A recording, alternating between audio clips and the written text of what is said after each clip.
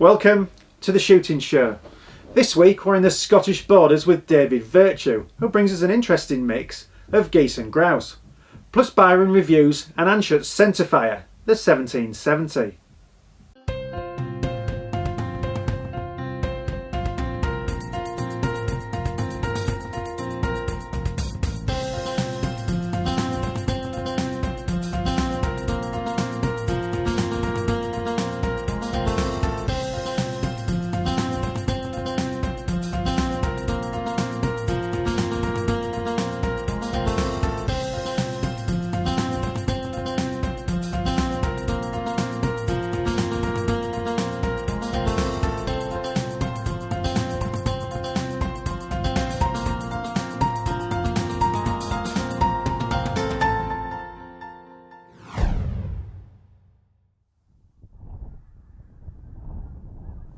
It's 4 AM in the Scottish borders. This is David Virtue territory and he's got something new in store.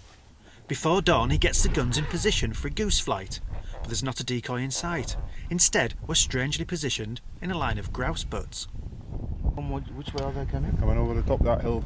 Let them right on top of you. If they're big lots, let them right on top of you so everybody's getting a crack right along the line, okay? Okay. But they should spread out, but just see how they come, okay?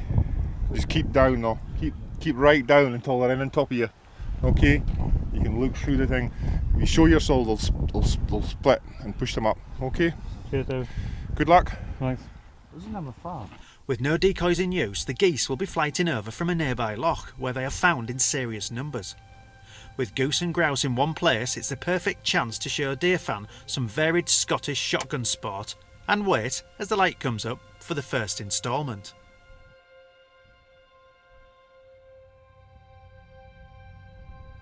Visibility slowly improves and we get the first sight of our quarry. The skeins are too far away to present a shot just yet, but as the calls grow louder, we know it can't be long.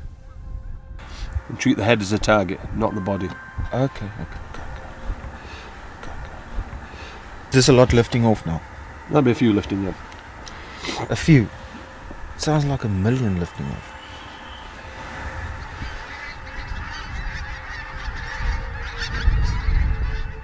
Stoking up his side by side with the reliable Ely Alpha Max No. 3s, Deerfan waits eagerly for his first taste of the action, as do the rest of the guns. Eventually our patience is rewarded as a skein comes in and the opening salvo runs the length of the shooting line. Right place, right time.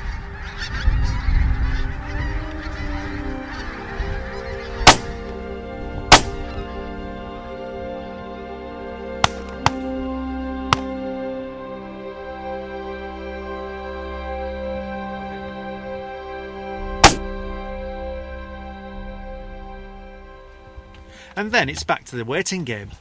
Deerfan is learning the hard way that Scottish sport can be as unforgiving as it is unique. Behind these hills, way into the valleys out there in Lanarkshire. On the field? In the fields, yeah. They go right out across there and feed out in the fields. Feed on the lot of stubble fields. You know, the lot of stubble and grass or winter wheat. They go and sit and graze on that. So they cause a lot of damage? They can do, yeah. Yeah, do a lot of damage.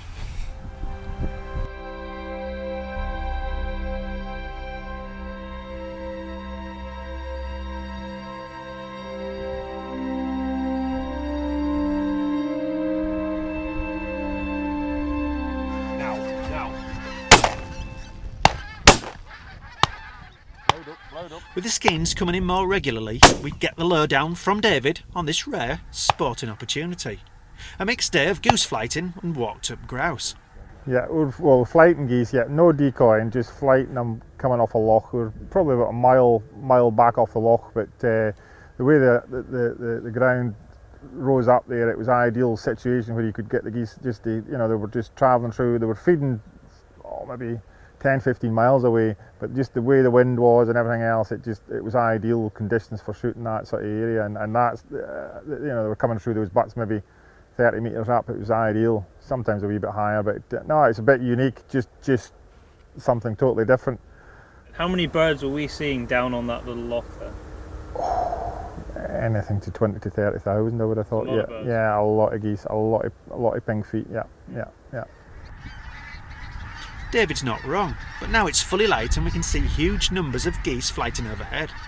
Devan patiently awaits them, but his position's not the best, and he's reduced to watching his neighbouring gun pick them off.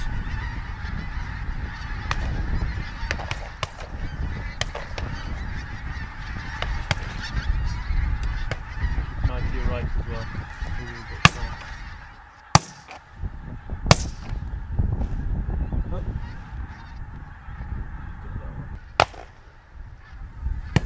But with the flight nearly at an end, Devan is called into action one more time. Now.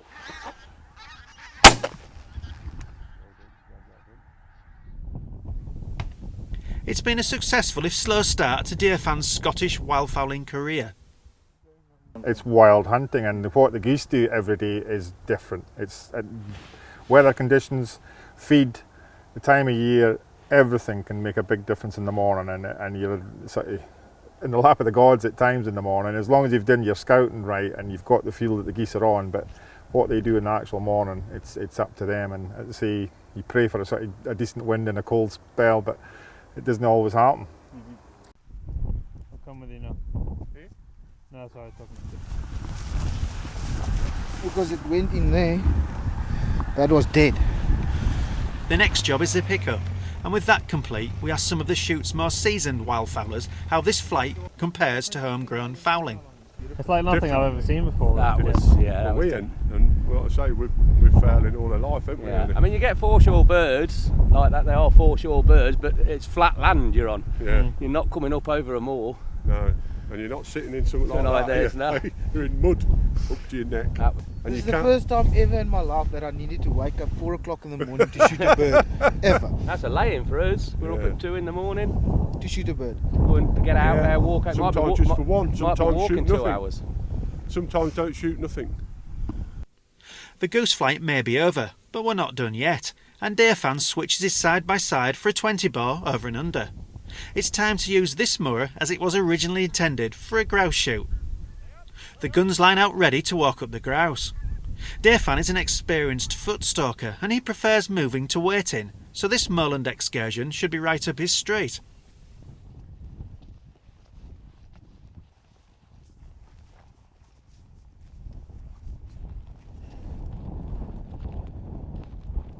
Devan stays in line and does his job well, but there seems to be a shortage of the grouse themselves. The guns forge on, but only one grouse is put up in Devan's vicinity, which is duly taken by the next gun down. Still hopeful of success, we switch tactics. Now the grouse will be walked towards us as we stay put in an improvised drive. And we'll go right round the hill. You'll be here a little while, like, and we'll bring them back to you so you can pick some of them up. As long as you stay in a straight line, you maybe want to come back just into here somewhere. We'll leave you to it. Okay, cheers. This method immediately looks promising as the grouse are put up in greater numbers, and after watching a few fly past his position tantalisingly out of range, Devan is finally offered the shot he's been waiting for.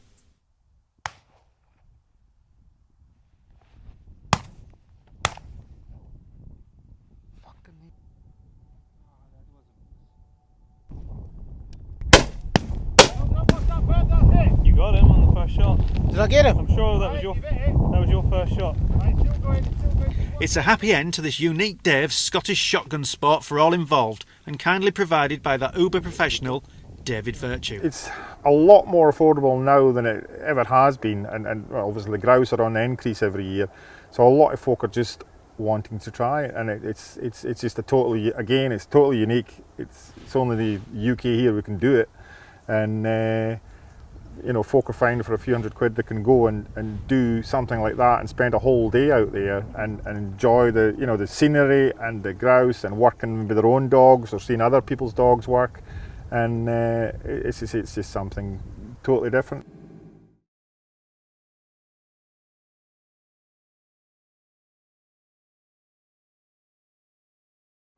Devan managing the shotgun there, and now the shooting show news. This is the Shooting Show News, brought to you by gunbid.co.uk.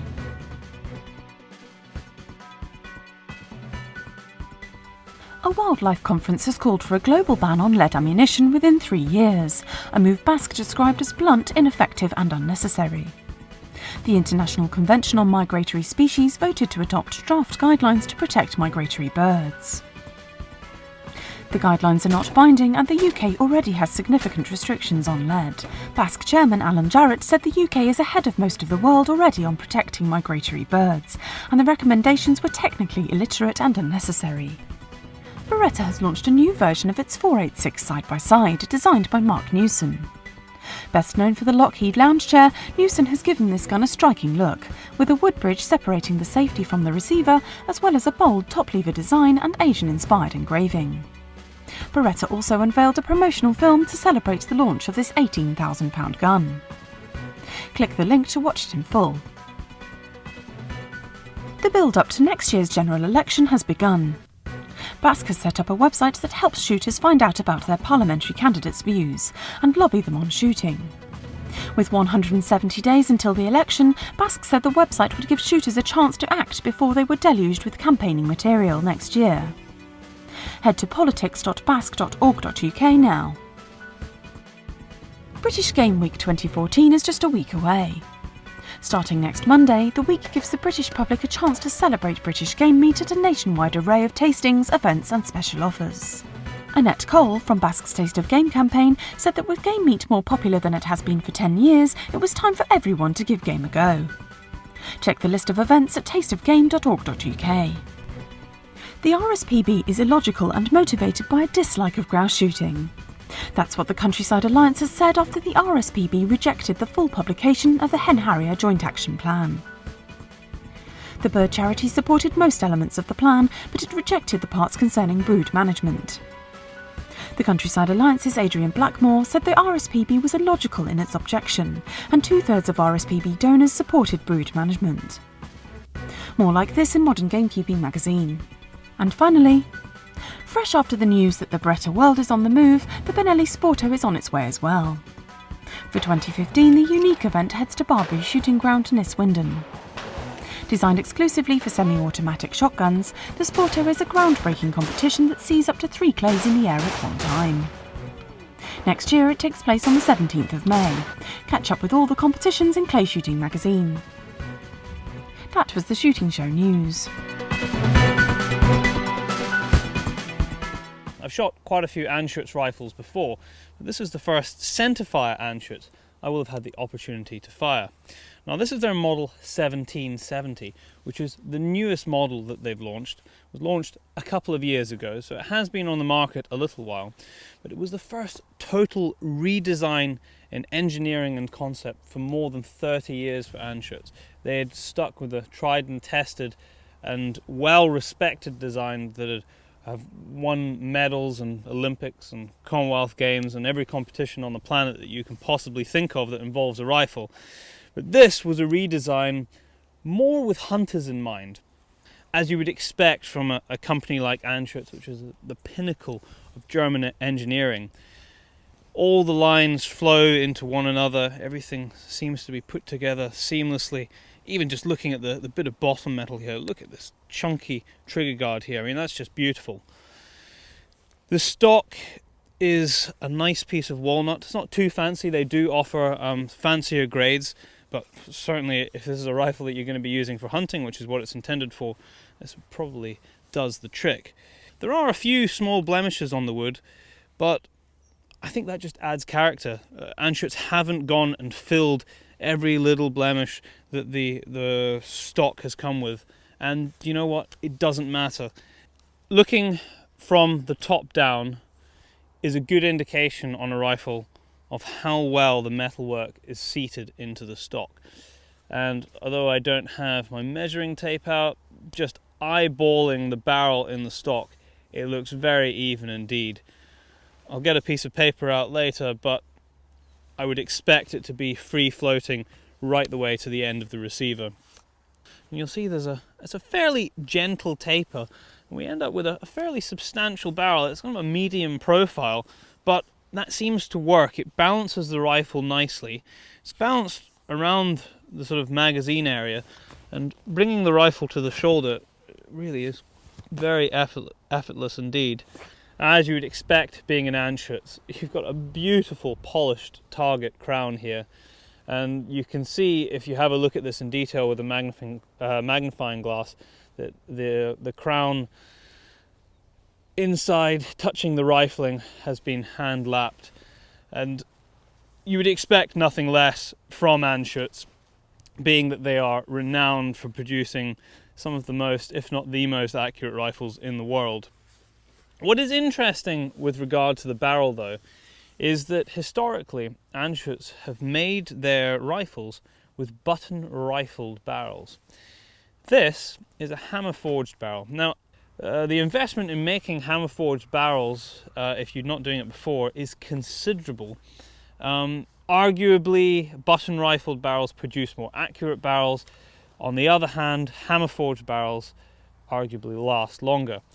In a hunting platform, I don't think you're going to see any difference between a button rifled barrel or a hammer forged barrel, and you might just get a bit more longevity out of it. There are plenty of other great manufacturers out there that produce very good rifles who are using hammer forged barrels, Seiko, CZ, just to name two. Barrel to action. What do we have here? We've got the standard dovetail rail that Anschütz have on all their rifles. It's drilled and tapped so that you can put on a variety of bases to put a scope on here. In terms of cycling, it's very smooth. Part of that is aided by the really long leverage that you get on the Anschütz bolt handle. Now, it does stick out quite a long way from the rifle. It's got this big bulbous synthetic bolt knob. Slight bone of contention for some people that like the more traditional look. It's easy enough to replace that bolt knob with a wooden one if you do like, but do you know what? I actually like it. It's so easy to palm. Even if you're wearing gloves, it's just there, it's accessible. The safety is located just where your thumb would sit, the top of the pistol grip. Pull it all the way back, everything is locked. Sears locked, firing pins locked. The bolt will still lift, which is a little bit unusual. Most rifles these days, if it's completely locked, you won't actually be able to lift the bolt. The bolt is locked down. Not the case on the Anschütz. Push it forward and that's you ready to fire. Taking it from the safe position to fire position can be done relatively quietly, but you still end up with a little click there. I think that's one aspect that Anschütz need to address going forward, is the application of the safety catch. But when the rest of the rifles put so well together, one small aspect like that isn't too bad. To remove the bolt itself, there's two operations that you need. The first is that you need to have the trigger pulled. So if I pull the trigger and lift the bolt and drop it all the way back, there is also a little lever just on the side here, which is the bolt release. So if I push that forward, the bolt will slide out.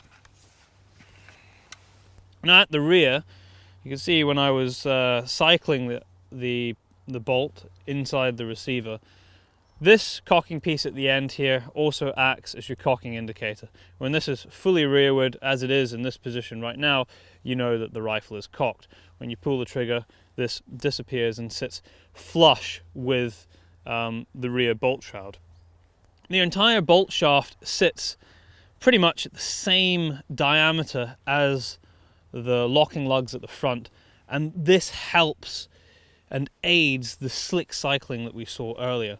I mean, it's just flawless all the way along. You've got a gas port on the bottom here. The bolt handle is held through the bolt shaft itself. There's a little grub screw here and a rolled pin at the back, and if that was undone, you would actually be able to slide the bolt handle out. If we look at the front, we see 6 locking lugs. Now this is what helps to allow the quick throw of the bolt. We've only got a 60-degree lift, so the bolt knob is well clear of any scope that you would mount, and you get this because you've got 3 rows of 2. Now if I put this just back in here a moment, we will look at one final aspect before we take the wood away from the metal and see what Anschütz have done inside. and that is the magazine. It's released via this little latch here. It's a fairly stiff spring. It sits proud of the bottom metal, but it's protected behind the base of the magazine, so there is very, very small chance of you being able to operate this without you knowing and losing your magazine in the field. I can't see that happening. So if you push that forward like that, the magazine will slide out, and there you have it in your hand. Very simple design. It's a straight stack.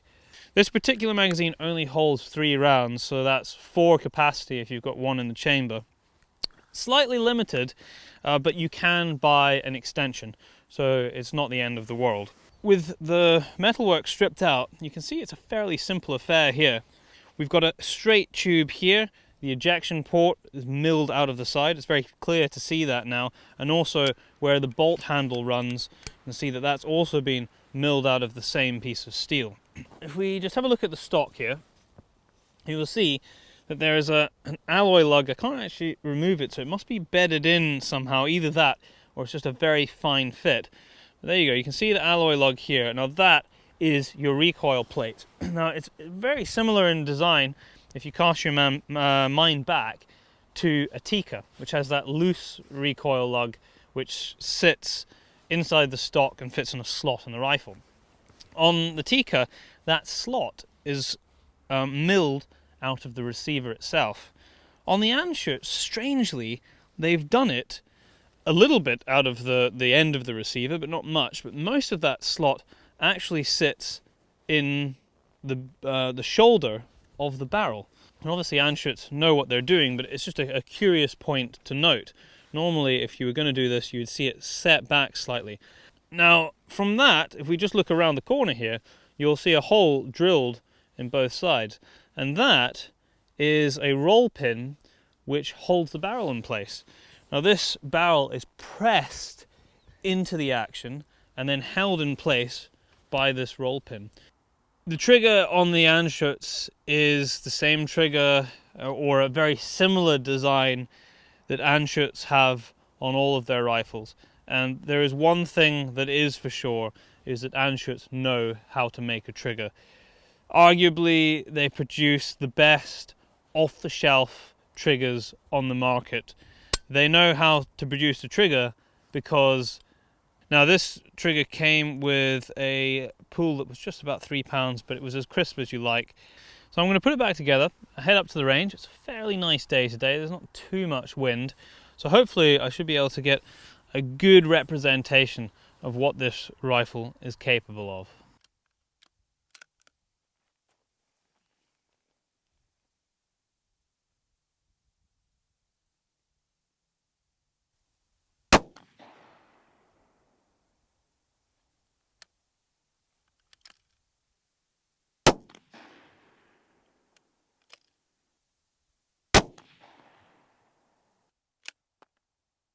As was to be expected, the Anschütz performed very well on the range. 100 yard, 3 shots with factory ammo, less than half an inch. I took a shot out at 200 yards, and this was my 3-shot group here. A little bit strung out diagonally, but I think that's my shooting. I'm going to get back down now and just make sure of that. But if it's performing like that at 100, I don't see any reason why it won't continue to perform out at extended ranges. And of course, that's factory ammunition. You will be able to do better with hand loads. The Anschütz almost feels too good to use in the rough and tumble of a hunting situation. But I think if you can get over that, it is a rifle that I think you will very much enjoy using. And if you're somebody who appreciates fine engineering, then you can't really get much better than the fine German engineering of an Anschütz rifle. Well, that's it for this week. Thanks for watching. Please like us on Facebook and follow us on Twitter. And if you're not a member of BASC, it's time to join now. BASC, looking after your sport, looking after you.